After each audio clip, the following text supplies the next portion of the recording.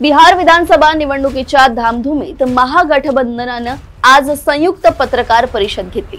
जागा वाटपावरून महागठबंधनमध्ये मतभेद असताना त्यांची एक संयुक्त पत्रकार परिषद झाली। यामध्ये तेजस्वी यादव यांना मुख्यमंत्री पदाचे उमेदवार म्हणून जाहीर करण्यात आले। काँग्रेसचे वरिष्ठ नेते अशोक गहलोत यांनी ही घोषणा केली आहे। राजस्थानचे मुख्यमंत्री राहिलेले अशोक गहलोत जादूगार नावाने ओळखले जातात।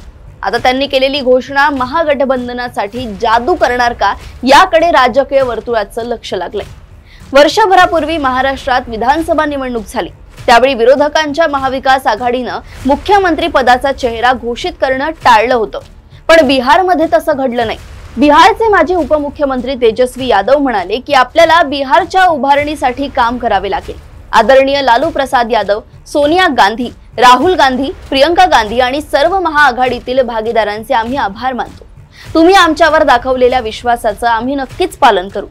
एनडीएवर निशाणा साधत ते म्हणाले की हे लोक थकले आहेत, ते फक्त सत्तेसाठी भुकेले आहेत। जर आपल्याला 30 महिने संधी मिळाली तर आपण 30 वर्षात जे काही केले नाही ते पूर्ण करू। राष्ट्रीय जनता दलाचे नेते तेजस्वी यादव यांनी महाआघाडीच्या नेत्यांचे आभार मानत म्हटले की आम्ही महाआघाडीचे लोक केवळ सरकार स्थापन करण्यासाठी नव्हे तर बिहार बांधण्यासाठी एकत्र आलो आहोत। तेजस्वी यांनी सोनिया गांधी, राहुल गांधी, मल्लिकार्जुन खरगे आणि प्रियंका गांधी यांचे आभार मानले।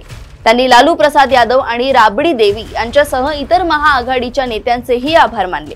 तेजस्वी यादव यांनी आरोप केलाय की एनडीए नितीश कुमारांवर अन्याय करत आहे।